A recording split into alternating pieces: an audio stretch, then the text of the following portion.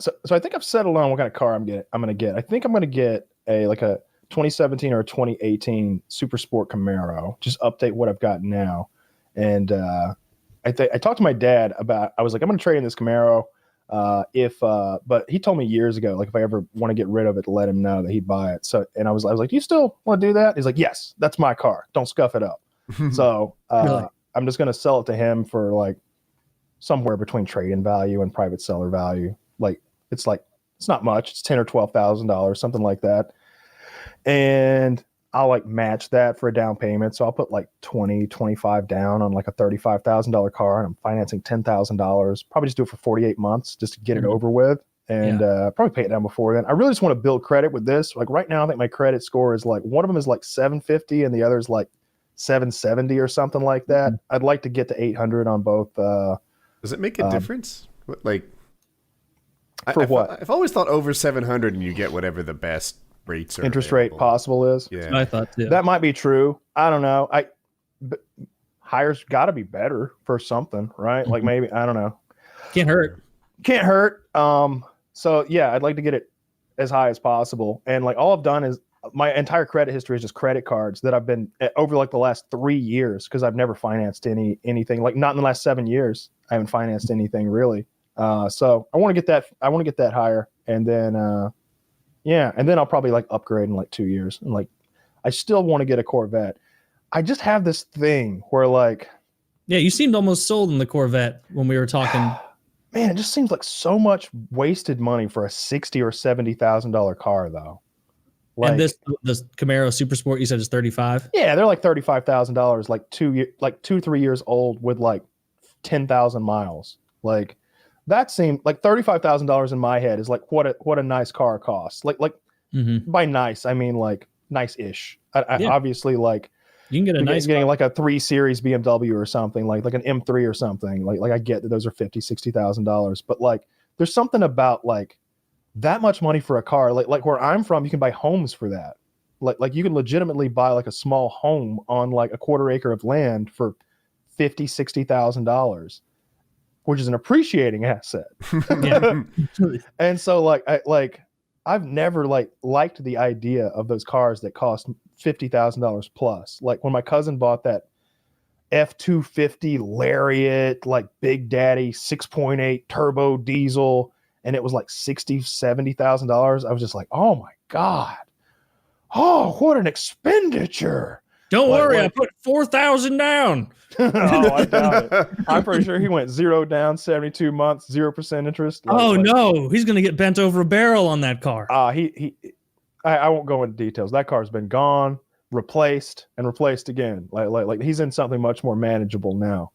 But because it was just like, you didn't need that. You don't haul 50 horses across the country. That's what that truck is for. It's for men who haul things for a living, for a good living. Well, he was a welder, so having some level of truck, like he got paid for it. But he could have bought a landscaping company hand-me-down and gotten the same rate, I think. Yeah, get something comfortable. I'm all for like late model leather seats, air conditioning, like get the highest trim package you want, but like don't get a 250 and when a 150 will do it. Like don't get the Big Daddy workman's truck unless you're gonna utilize everything it has. If the job you're doing can't be accomplished by a truck that hauls 10,000 pounds like a standard F-150, fine, you need a 250. That wasn't his use case. It was absurd. And so like I just feel like that truck did what it was supposed to. It looked cool in the parking lot. It looked fucking cool in the parking lot. And of course, those guys all put the tires on them that are like $600, $700 each. So now we can't tow anymore. So now you can't tow anymore. And it's just... You're going to put 30,000 pounds behind something with a lift kit? Is the... What the fuck is the tow hitch? The tow hitch is like they drop lever down. now. You've seen those, right? Oh, yeah, but they're a lever. Like all their strength is gone. They bend and they fuck up your rear bumper. Yeah, he's a welder, so those guys all make their own like tow hitches that are like, high carbon steel or some shit. It wouldn't be high carbon because you want something that could fucking bend. You want it snapping off. I don't know. But anyway, I like the Corvette, but I just can't make myself spend $55,000 on a car. It just seems like a huge waste of money. When I really like the Camaros. I keep looking at like I look at the Camaro and I look at the Corvette and I'm like, I like this $5,000 more than that, but not $20,000 more than that. So and, what is this one better than your current Camaro? I assume. Yeah, you know, mine's a 2011 or a 2012. I don't know off the top of my head. So like it's another body style newer, and they changed a lot. You know, it's 55 more horsepower, I think, roughly something like that. And I don't know, they look better. They're faster. Want more power? No. Yeah, I'm sure my truck, the power to weight ratio is nowhere near the same, but the power's insane. Like it never needs more power.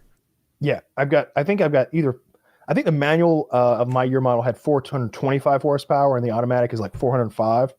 So I've got 405, and God, it just goes as fast as I want it to go all the time. Like if I stomp on it, just oh, okay, here we go. And you know, 0 to 60 it's probably nothing impressive, but for me it is. It's all I ever want. Like I've never had an issue in traffic.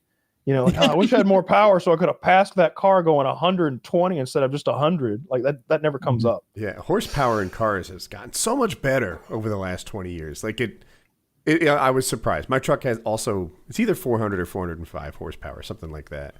And like I said, it's heavier, but I'm unaccustomed to that power.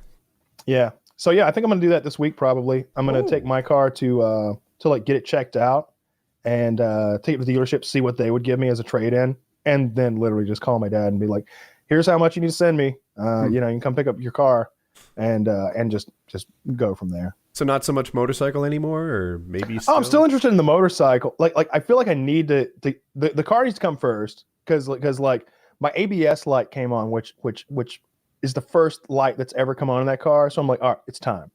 Plus I'm at like 92,000 miles, getting close to 6 digits. It's time.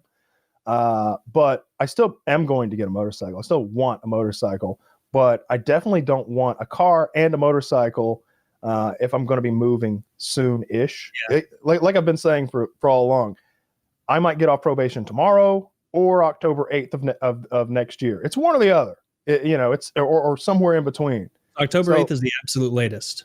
I think it is like roughly October 8th. I think that's when I got released.